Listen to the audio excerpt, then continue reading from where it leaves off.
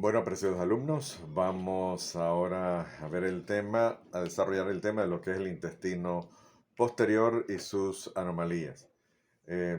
Bueno, recuerden que vimos ya lo que es el tema del intestino anterior, sus derivados, el intestino medio y para finalizar esta parte, lo que es la embriología del intestino, pues culminamos con lo que es el intestino posterior. Vamos a nombrar los derivados del intestino posterior, el describir la formación de lo que es la cloaca y su tabicación, y la importancia que tiene esta tabicación en la formación de los sistemas urinario y genital e intestinal, conocer el origen y la formación del conducto anal. También vamos a repasar un poquito lo que son derivados de los intestinos anterior, el medio y ahora el posterior, y conocer y comprender algunas de las anomalías más frecuentes del intestino posterior. Pues aquí tenemos como iniciamos en los temas anteriores. Recuerden cuando vimos intestino faríngeo, intestino anterior, intestino medio, pues siempre iniciamos con la misma lámina para ubicarnos en la sección de intestino que vamos a estudiar. La misma lámina del embrión de 4 semanas, donde podemos ver el intestino faríngeo, lo que es el intestino anterior, el medio y el que vamos a ver ahora, el posterior. Bueno, manera de pequeño repaso, pues bueno, el intestino faríngeo que nos muestra aquí lo que es la entrada al intestino, que es el estomodeo. Luego vemos el intestino anterior, donde vemos el divertículo respiratorio. Vemos lo que es el inicio de la dilatación fusiforme, lo que va a ser estómago. La yema hepática con el conducto, la yema hepática, que más adelante va a ser el conducto colédoco, y que el conducto colédoco, donde se une al duodeno, a partir de ese lugar de inserción, lugar distal de inserción del conducto colédoco en el duodeno, donde comenzaría el intestino medio.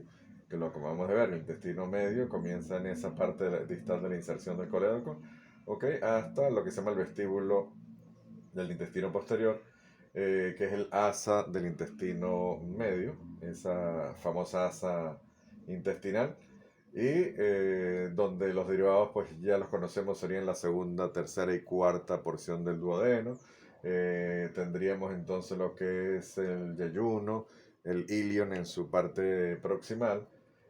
Vamos a tener entonces lo que es el colon ascendente, ángulo hepático, colon transverso, hasta las 2/3 partes de ese colon transverso. Ese es los derivados como tal del intestino medio, hasta 2/3 partes de colon transverso. Eso significa que la tercera parte, la parte inferior o el tercio inferior de colon transverso, pues pertenece a este que vamos a estudiar ahorita, que es el intestino posterior. Pues podemos ver acá en este embrión como se ve en este corte sagital, pues lo que es el intestino posterior. Aquí nos vamos a dar cuenta que el intestino posterior en su tercio inferior o tercio distal se une a un lugar que es una dilatación de ese intestino, que es lo que se llama la cloaca. Y la cloaca pues converge es el tercio inferior del intestino posterior en la región posterior de esa cloaca, y vamos a ver cómo el alantoides también converge en esa cloaca o llega a esa cloaca, pero en la región dorsal o ventral. Bueno, también sabíamos que todo el intestino, desde el anterior hasta el final, pues está, su origen es endodermo. Eh, Al ser origen endodermal, pues bueno, toda la cloaca pues está cubierta de endodermo, excepto en su porción ventral. La porción ventral de esta cloaca está cubierta aquí por una capa de ectodermo superficial. Entonces, bueno, eso significa que el límite entre el endodermo de la cloaca y el ectodermo superficial, que viene del proctodeo, va a formar la membrana cloacal. El proctodeo es como cuando hablamos de la entrada del intestino, que era el estomodeo, también tiene un nombre esa salida o ese final, que es lo que se conoce como proctodeo. ¿Okay? La salida o el culmen, la terminación, la parte final del intestino, del intestino, ¿no? Entonces, esa porción ectodérmica del proctodeo, al limitar con el endodermo, pues va a formar la membrana cloacal. Bueno, vamos a ver ahora lo que son, aquí tenemos entonces el intestino posterior con la cloaca, el vestíbulo intestinal posterior y tenemos aquí la membrana cloacal que está formada por ectodermo y endodermo. Vamos a ver entonces los derivados de ese intestino posterior. Va a formar entonces lo que faltaba del intestino medio, que llegaba hasta 2 tercios proximales del colon transverso. Pues aquí que tenemos como derivado del intestino posterior el tercio que faltaba, el tercio izquierdo o inferior del colon transverso, también el ángulo esplénico, el colon descendente, el colon sigmoides y el canal anorrectal. El canal rectal en sus 2 terceras partes también, porque lo vamos a ver más adelante en la formación del canal anorrectal, como tiene también un doble origen. Un origen endodérmico, que sería precisamente este intestino posterior, y una partecita cuando les hablé de la membrana cloacal que estaba formada por ectodermo, pues significa que también hay una porción del canal anorrectal que deriva de ese ectodermo superficial. Eh, bueno, precisamente vamos a ver entonces ahora cómo se está desarrollando este intestino posterior. Dijimos que él llega a la región posterior de la cloaca y va a formar el conducto anorrectal primitivo, mientras que la porción del alantoides que llega en la región de la cloaca por la porción anterior, en la región anterior, va a formar el seno urogenital primitivo. Eh, la, mm, Hay una separación entre lo que es intestino posterior y el alantoides, que es por una banda de mesénquima, ¿ok? Que es el que va a formar el tabique urorectal. Entonces, por aquí vamos a ver lo que es el proctodeo y la región de la cloaca, separada entonces por un tabique que viene formado por mesénquima, del mismo mesénquima que rodea al saco vitelino, el mismo mesénquima que bordea completamente también al alantoides. Ese mismo mesénquima se introduce y produce una separación, un tabique de separación entre el intestino posterior y el alantoides. Y entonces va formando lo que es ese seno urogenital y atrás quedaría entonces lo que va a ser el conducto ano rectal más adelante. Esto ya es la quinta semana y va a seguir proliferando esta banda de mesénquima, ese tabique urorectal va a seguir proliferando, dirigiéndose hacia la parte anterior y se va acercando al proctodeo. ¿Se va acercando a dónde? A la membrana cloacal. A la membrana cloacal. Entonces, eso ya sucede sexta semana, séptima semana. Ya al final de la séptima semana, este tabique urorectal llega muy cerca de la membrana cloacal y va a formar entonces una división completa, ese tabique urorectal, una división completa del seno urogenital y del intestino posterior. En esto pues también hay algunas teorías, unas dicen que el tabique rectal llega hasta la membrana cloacal y la rompe y forma el periné, pero últimos estudios también se hablan de que en verdad el tabique rectal no llega completamente hasta la membrana cloacal, sino que la membrana cloacal se rompe y al romperse se invagina un poco y genera entonces esa separación de lo que es el seno urogenital y el intestino posterior. Pero nosotros, bueno, aquí en este tema, pues vamos a seguir guiándonos en lo que hasta ahorita está aprobado y es lo que se habla en todo el mundo, que es que el tabique urorectal pues llega hasta la membrana cloacal y divide entonces el intestino posterior formando el conducto anorrectal y el intestino anterior formando el seno urogenital y también va a dividirme entonces esa membrana cloacal en dos membranas, la membrana anal y la membrana urogenital. Por aquí tenemos entonces ese periné definitivo, esa parte de ese mesénquima que llega o se hace ya contacto con la parte externa del embrión, pues es lo que va a ser el periné definitivo, que es una banda que separa la región genital, urogenital de la anal. Tenemos entonces el seno urogenital primitivo y el conducto anorrectal. La membrana también va a ser dividida en la membrana urogenital y la membrana anal. Eh, También recuerden que comentamos que el intestino posterior, pues como todo el intestino está revestido de endodermo, por lo tanto, el conducto anorrectal también va a tener su origen endodermal, pero no en su totalidad, ya que las dos terceras partes, aunque aquí el dibujo pareciera que está por mitad, pero en realidad son las dos terceras partes superiores, las dos terceras partes proximales o superiores están revestidas del endodermo, del mismo endodermo que estaba revestido la cloaca, aquí tenemos el recto.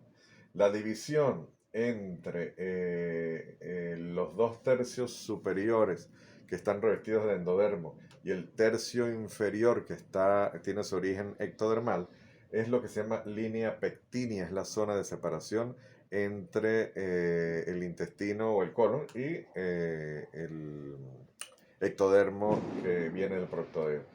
Y cuando se ven los cortes histológicos podríamos apreciar cómo en la región, en los dos tercios superiores, en esa línea pectínea hay inclusive células glandulares, células redondeadas glandulares y de la línea pectina hacia abajo pues se ve ya el cambio celular hacia lo que es un tejido estratificado, ¿okay? Muy parecido a lo que es el tejido ya de la epidermis, ¿no? Y de la dermis. Entonces, no solamente en lo que es su origen, dos tercios superiores, que serían del origen endodérmico, y el tercio inferior, que sería del ectodermo proveniente del proctodeo, es lo que no es solamente la única diferencia, sino también en su irrigación. Los dos tercios superiores del conducto anorrectal están inervados por las arterias rectales superiores, que son la mesentérica inferior, que es la arteria que irriga todo el intestino posterior. Mientras que el tercio inferior, que es ectodermal o de origen ectodermal, pues también tiene una irrigación diferente. Está irrigada por la arteria rectal inferior, que es derivada de la pudenda interna. Y entonces, bueno, eso nos pues, tiene también pues, sus repercusiones en las patologías de esa zona del canal anorrectal. Vamos a ver entonces algunas de las anomalías del intestino posterior, algunas malformaciones que corresponden más que todo al tabique urorectal. Hay defectos a nivel anal como la estenosis anal, el ano imperforado, agenesis anal con fístula o sin fístula. Inclusive esto tiene mucha importancia en la resolución de estos problemas, ya que si es con fístula o sin fístula influye mucho en si se hace una pequeña resolución de conducción o si hay que hacer una cirugía mayor eh, con derivación de colon hacia el exterior del embrión, del feto, perdón, porque esta es una solución que se hace ya. Una vez que nace el bebé, pues hay que solucionar con cirugía pediátrica muchas de estas patologías. Defectos anorrectales como la agenesia anorrectal y la atresia rectal, y también lo que es una cloaca persistente. Vamos a ver un poquito con algunas imágenes lo que son estos defectos. En primer lugar, sería la estenosis anal. La estenosis anal es donde, aunque haya comunicación con el exterior, muchas veces un cordón fibroso o alguna disminución, digamos, de su luz, y se puede dificultar entonces las evacuaciones del recién nacido, con distensión como tal de ese colon terminal.